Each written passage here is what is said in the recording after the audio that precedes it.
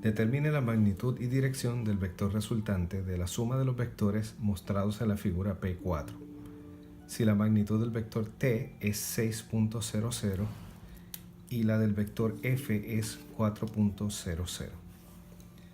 Bien, comenzamos haciendo un diagrama de componentes. Así que dibujamos un sistema de coordenadas y comenzamos dibujando los componentes del vector f. Ese vector tiene un componente horizontal en la dirección positiva que vamos a llamar fx y un componente en la dirección positiva del eje vertical que vamos a llamar fy. En el caso del vector t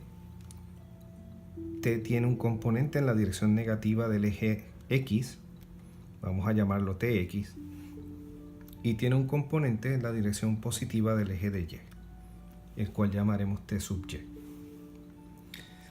Bien, vamos entonces a calcular los componentes de cada uno de los vectores. El vector t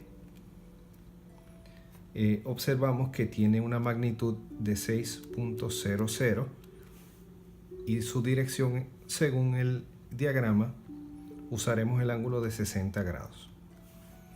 Por lo tanto, el componente x, t sub x, va a ser t por el coseno de z sub t, donde z sub t es 60 grados y t va a ser 6.00. Al sustituir los valores, tenemos que esto es 6.00 por el coseno de 60 grados. Y obtenemos un valor de 3.00. Si procedemos ahora a calcular el componente y de este vector, esto va a ser t por el seno de z sub t.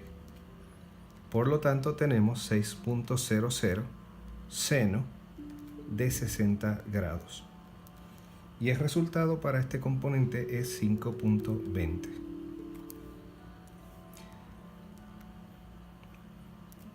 Vamos ahora a proceder a calcular los componentes del vector f. Ese vector está dado por una magnitud de 4.00 y su dirección, según el dibujo, es 30 grados. El componente x de ese vector va a ser f por el coseno de z sub f. Z sub f es 30 grados y f es 4.00. Así que esto sería igual a 4.00 coseno de 30 grados y obtenemos 3.46. Para el componente vertical, fy va a ser f por el seno de zf. Por lo tanto, esto va a ser igual a 4.00 seno de 30 grados. Y obtenemos 2.00. Así que estos son los componentes de los vectores que vamos a sumar.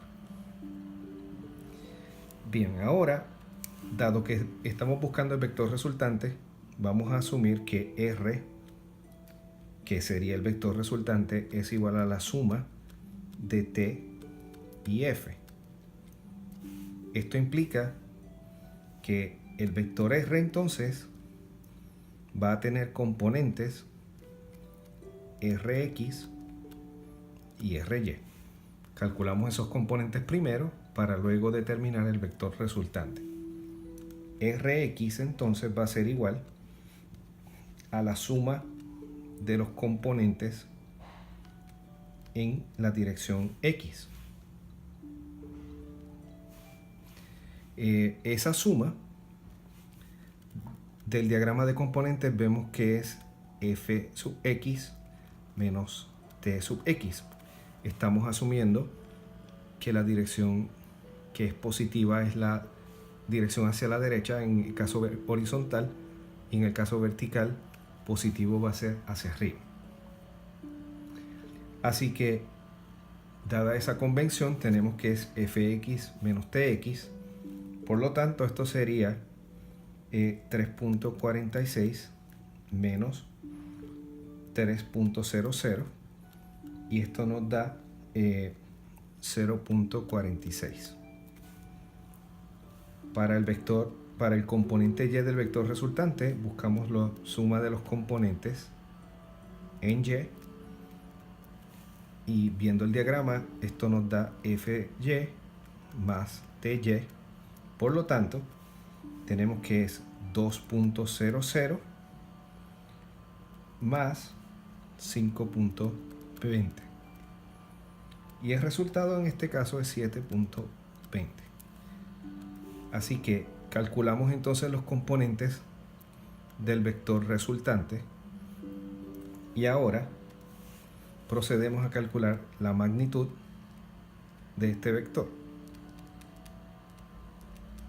Esa magnitud está dada por la siguiente ecuación: r es igual a la raíz cuadrada de rx al cuadrado más ry al cuadrado.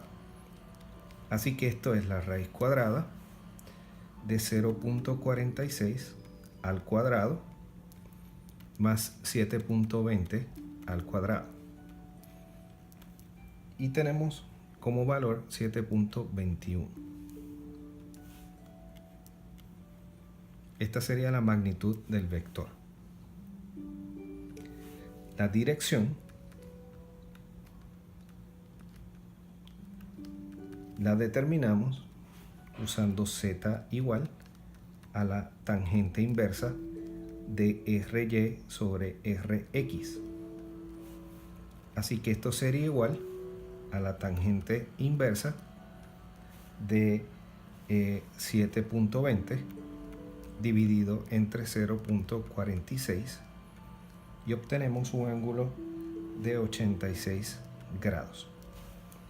Bien, así que este vector cae en el primer cuadrante, y por lo tanto el ángulo en posición estándar es justamente 86 grados. Finalmente, escribimos el vector r igual a magnitud 7.21, dirección 86 grados. Y con esto, ¿verdad?, concluimos este ejercicio.